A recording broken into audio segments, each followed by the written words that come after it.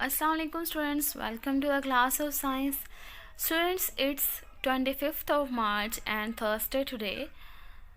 We are going to read the chapter number 3, Food and Health. Students, we have read yesterday half of the topic. Today we are going to start from the page number 30. Topic is spread of communicable or infectious diseases. Students कल हमने पढ़ा था communicable disease कौन सी होती हैं students, those disease जो spread होती हैं एक पर्सन से दूसरे पर्सन तक, वो क्या कहलाती हैं? कम्युनिकेबल डिजीज़, या फिर इन्हें इन्फेक्शियस भी कहते हैं, या फिर इन्हें कंटेजियस भी कहते हैं। स्टूडेंट्स अब सवाल ये पैदा होता है, ये बीमारियां एक पर्सन से दूसरे पर्सन से तक कैसे फैलती हैं? कुछ मेन पॉइंट्स मैं आपको बताती हूँ। थ्रू कॉन्टैक्ट, ये एक दूसरे से कांटेक्ट के ज़रिए फैलती हैं। मतलब आप किसी के साथ हाथ मिला रहे हो या चीज़ें शेयर कर रहे हो तो वो फैलेंगी। या फिर through infected food and water, अगर आप किसी इन्फेक्टेड बंदे का छोड़ा हुआ पानी या खाना खाते हो तो वो फैलती हैं। थ्रू इंसेक्ट बाइट, ऐसा इंसेक्ट जिसने इन्फेक्टेड पर्सन को काटा है, एक पर्सन जो कि उस डिज़ीज़ से मुतासर शुदा है, उससे अगर किसी इंसेक्ट ने काटा है और वो जर्म्स अपने साथ लेके आ गया है इंसेक्ट, और वो किसी और दूसरे पर्सन को काटता है तो वो दूसरे पर्सन को भी वही बीमारी लगा देगा।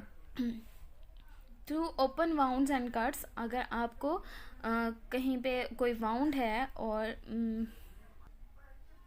किसी बीमारी का जर्म उसके अंदर एंटर कर सकता है तो वो भी आपको उस बीमारी में मुतासिर कर देगा। फ्रेंड्स अब हम डिटेल में पढ़ते हैं इन चीज़ों के बारे में।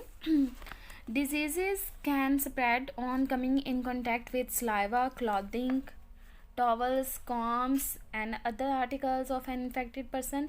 आप कॉन्टैक्ट करते हैं थ्रू, मतलब कपड़े पहनते हैं किसी के और किसी का टॉवल यूज़ करते हैं, चीज़ें शेयर करते हैं, यानी कि कॉम्स या नील कटर वगैरह अगर आप इन्फेक्टेड पर्सन का शेयर करते हैं तो वो आपके साथ भी वही डिजीज़ हो सकती है। Inhaling air with disease causing germs cause infection. Infected person releases germ into the air on sneezing,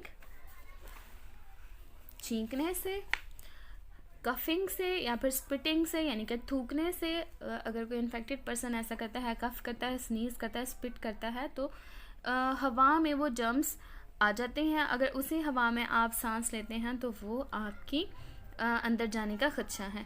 मतलब वो हवा में वो जर्म्स थोड़ी सी देर के लिए रहते हैं, लेकिन अगर उस दौरान वो किसी के साथ कांटेक्ट कर लेते हैं तो वो उसको इन्फेक्ट कर देंगे, वरना फिर वो खुद डाई हो जाते हैं। नेक्स्ट है common cold, cough, viral fever, chicken pox, influenza, measles, conjunctivitis and tuberculosis spread in this manner.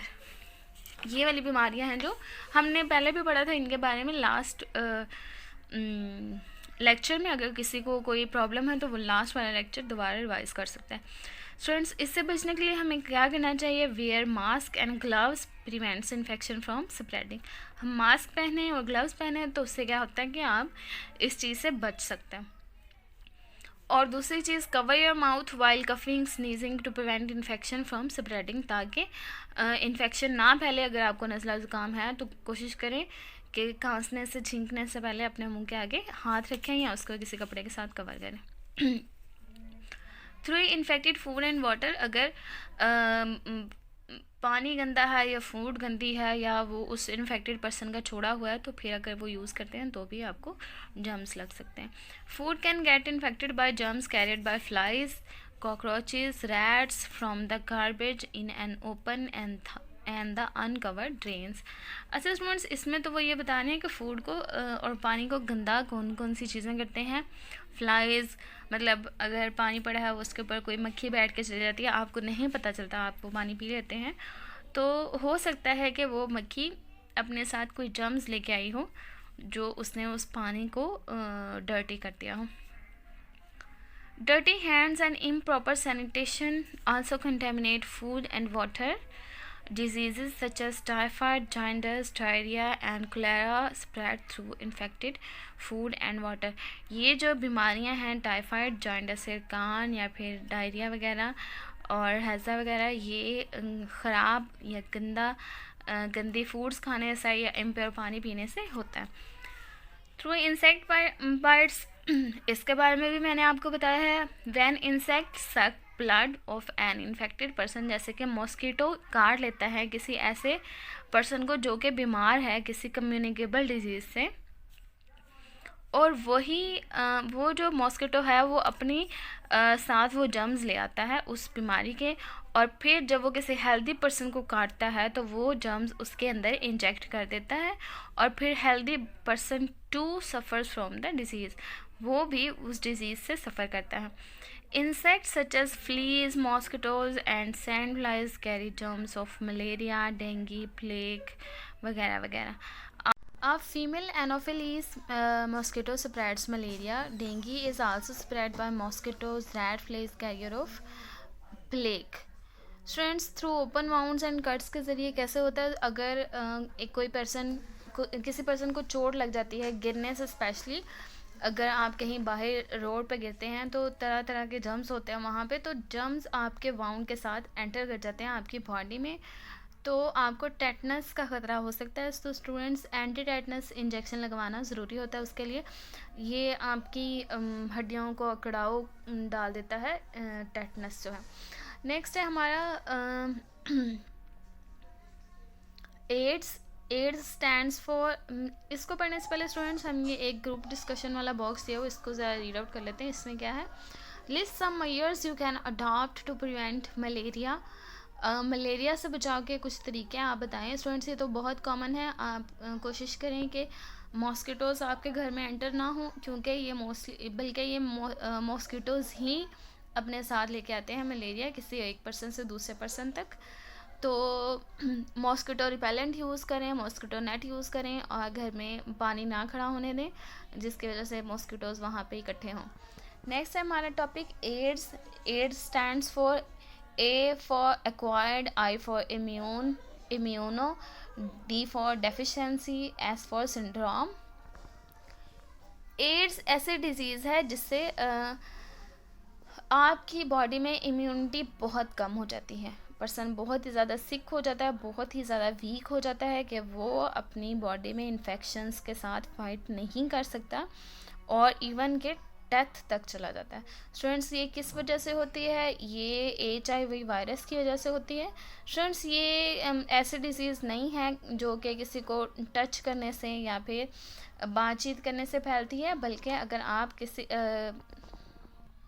किसी का छूटा हुआ पानी या खाना वगैरह खा लेते हैं इन्फेक्टेड पर्सन का, तो फिर वो एक पर्सन से दूसरे पर्सन तक चली जाती है।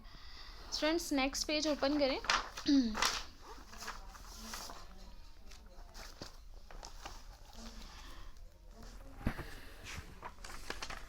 नेक्स्ट है difference between communicable and non communicable disease. ये हम पहले पढ़ चुके हैं, ये दोनों टॉपिक्स पहले पढ़ चुके हैं। एक दफ़ा फिर इसको रीड आउट कर देती हूँ मैं ज़रा जल्दी से। कम्युनिकेबल डिजीज़ कौन सी होती हैं, जो एक पर्सन से दूसरे पर्सन तक फैलती हैं। वेरियस नॉन कम्युनिकेबल वो होती हैं जो do not spread from one person to another person. Communicable disease germs के ज़रिए फैलती हैं, और नॉन कम्युनिकेबल जर्म्स के ज़रिए नहीं फैलती, ये किसी भी न्यूट्रिएंट्स की डेफिशिएंसी की वजह से, और यहाँ पे आपको बाय बर्थ कोई प्रॉब्लम हो उस वजह से होती है। और इसकी एग्जांपल कम्युनिकेबल की आप कोई भी लिख सकते हैं, ट्यूबरक्लोसिस, टाइफाइड वगैरह, चिकन पॉक्स, मीजल्स। और नॉन कम्युनिकेबल में लिखेंगे हार्ट डिफेक्ट्स, स्कर्वी, कैंसर वगैरह, ये नॉन कम्युनिकेबल है। Next students, prevention of communicable disease. Prevention क्या होता है, बचाव कैसे किया जा सकता है, यानी कि आप इन डिजीज से कैसे बच सकते हैं, क्या करें। Prevention is better than cure. सबसे बड़ी बात, इलाज से बेहतर परहेज़ करना है, एहतियात इलाज से बेहतर है। तो स्टूडेंट्स, आप क्या करें, avoid contact with a patient who is suffering from cold, influenza, measles, chicken pox और tuberculosis.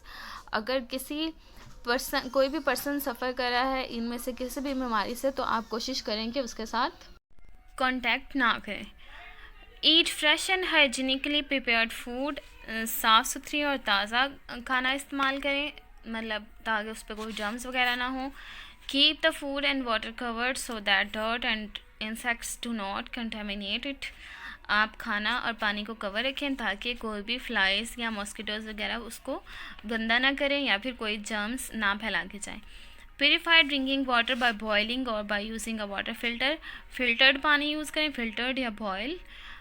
Allow fresh air and sunlight to enter the house, sunlight kills kills germs, use a disinfectant while mopping the house. Friends, ताज़ा हवा और sunlight आने दें घर के अंदर। Sunlight की वजह से बहुत से बैक्टीरियाज मर जाते हैं। और डिसइंफेक्टेंट यूज़ करें अपने घर में, फिनाइल वगैरह, डेटॉल वगैरह। Maintain personal hygiene by proper bathing, trimming nails, combing hairs and brushing teeth. अपनी सफाई का ख्याल रखें, टाइम पे नहाएं, नाखून काटें, बाल कॉम्ब रखें, ठीक है, और दांत ब्रश करते रहें। कीप योर सराउंडिंग क्लीन, अपने आसपास भी साफ़ सुथरा रखें। Do not allow garbage to collect, कूड़ा करकट इकट्ठा ना होने दें। Do not allow water to stagnate, पानी खड़ा ना होने दें। Keep dustbins and drains covered to avoid breeding of mosquitoes and flies, gutter वगैरह बंद रखें, डस्टबिन्स बंद रखें ताकि मॉस्किटोज़ या मक्खियाँ वहाँ खड़ी ना हों। वैक्सीनेशन, स्टूडेंट्स, वैक्सीनेशन इसका एक और तरीका होता है कि आप किसी बीमारी से कैसे बच सकते हैं। आप उसकी वैक्सीन लगवा लें तो फिर वो बीमारी लगने का ख़तरा कम हो जाता है। Prevention of disease by administering vaccine to a person is called vaccination. किसी को किसी भी डिज़ीज़ से बचाव के लिए कोई वैक्सीन लगा देना वैक्सीनेशन कहलाता है। Vaccinations are special substances which are given to person to prevent specific disease. ये वैक्सीन्स किसी बीमारी से बचाव के लिए लगाई जाती हैं। हर बीमारी से बचने के लिए अलग अलग वैक्सीन्स होती हैं। They are given right from the birth of a child at specified age gaps. हम कोई भी बच्चा पैदा होता है उसको शुरू से 6 महीने के गैप्स पे या कुछ भी गैप्स पे 2-4 महीने के गैप्स पे लगाई जाती हैं वैक्सीन्स। जो कि कॉमन है वो चिकन पॉक्स की है और टाइफाइड की है और डिप्थेरिया की लगाते हैं।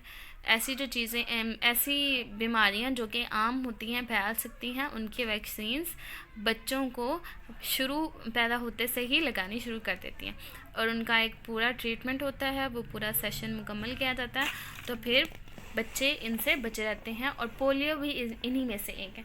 स्टूडेंट्स, ये हमारा टॉपिक यहाँ पे ख़त्म होता है। ये नाउ आई नो में कुछ चीज़ें हैं, कुछ इंपॉर्टेंट पॉइंट्स हैं, ये आपने पढ़ लेने हैं सारे। वैसे तो ये चैप्टर से ही रिलेटेड है, ये हम पीछे पढ़ सकते हैं, लेकिन फिर भी एक दफ़ा इनमें से गो थ्रू हो लें। यहाँ पे कुछ न्यू वर्ड्स एंड डेफिशिएंसी का मतलब होता है शॉर्टेज, यानी कि किसी चीज़ की कमी हो जाना। कम्युनिकेबल होता है जो कि एक जगह से दूसरी जगह जा सके। वैक्सीनेशन होता है बिकम इम्यून और सेफ़ अगेंस्ट अ डिजीज़, किसी डिजीज़ से बचने के लिए आपके अंदर कुव्वत पैदा हो जाना या फिर आप सेफ़ हो जाते हैं। स्टूडेंट्स, कल हम मिलेंगे, इसके एक्सरसाइज करेंगे। तब तक के लिए अल्लाह हाफिज़। स्टूडेंट्स, इसको आपने अच्छी तरह से रीड आउट करना है, स्पेशली कम्युनिकेबल और नॉन कम्युनिकेबल डिजीज़ का डिफरेंस आपने अच्छे से रिवाइज़ कर लेना है।